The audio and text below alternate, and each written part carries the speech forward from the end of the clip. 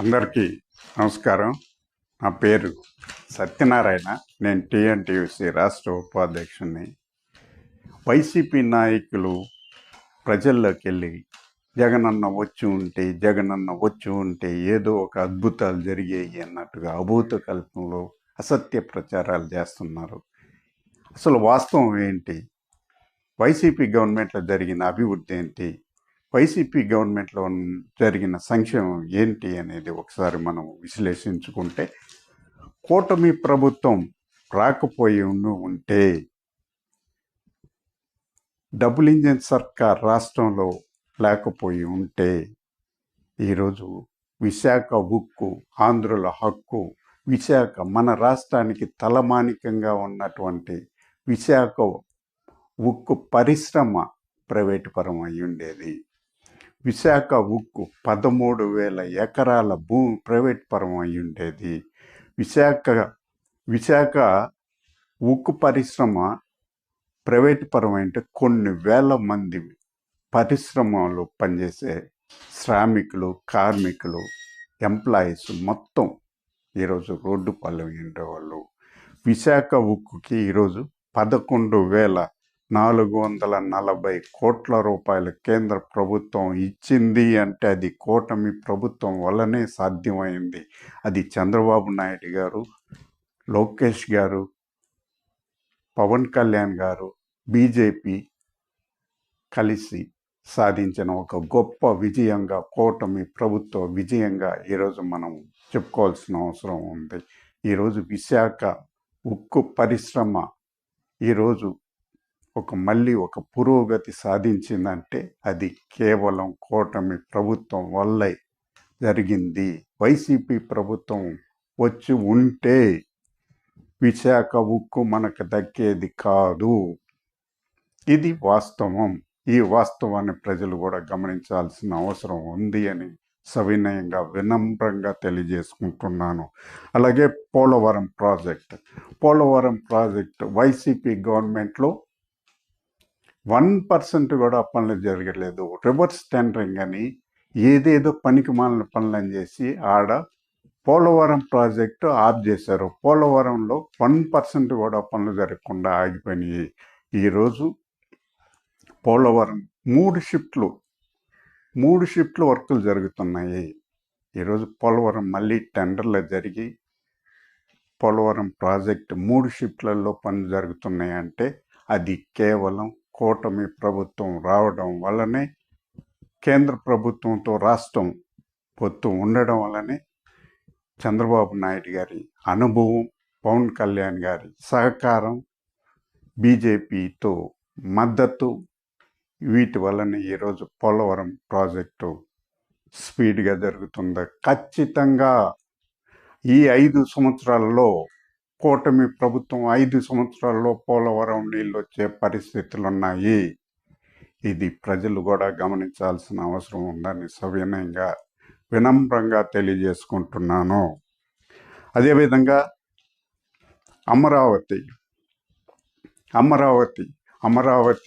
35,000 ఎకరాలు, సుమారు 35,000 ఎకరాలు భూమి ప్రభుత్వాన్ని నమ్మి ఆ రోజు చంద్రబాబు నాయుడు గారు ముఖ్యమంత్రిగా ఉన్నప్పుడు, వైఎస్ జగన్మోహన్ రెడ్డి గారు ప్రతిపక్ష నాయకుడిగా ఉన్నప్పుడు తీసుకున్నటువంటి భూమిని 35,000 ఎకరాలు వాళ్ళకి కౌలు ఇవ్వకుండా 5 సంవత్సరాలు ఉద్యమం చేశారు.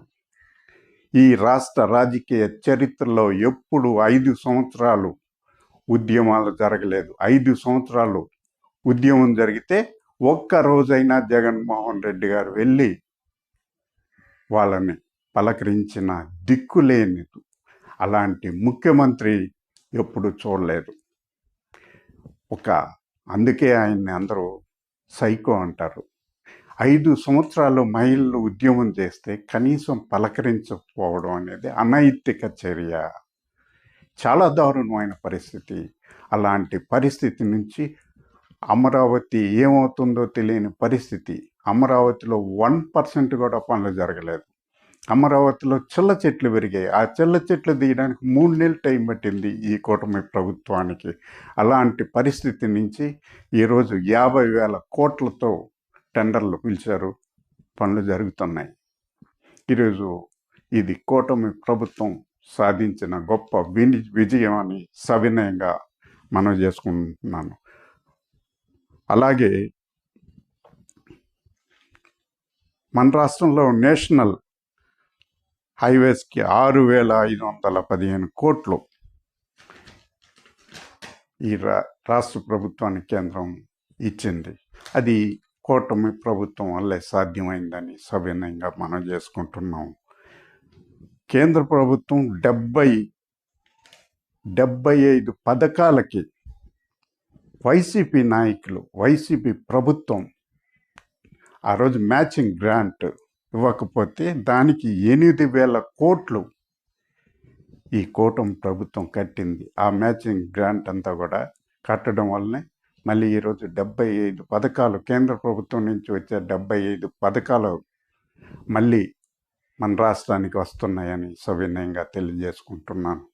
ఆ రోజు లక్షల కోట్లు అప్పులు చేశారే కానీ, అన్ని అప్పులు చేసి పెట్టారే కానీ బిల్లులన్నీ అలాగే ఉండిపోయినాయి. కేంద్రానికి కట్టాల్సిన 8,000 కోట్లు మ్యాచింగ్ గ్రాంట్ కూడా ఆఫ్ చేయడం అనేది దుర్మార్గమైన ప్రభుత్వం, దుర్మార్గం పనులు అని కూడా సవినయంగా మనం చేసుకుంటున్నాను.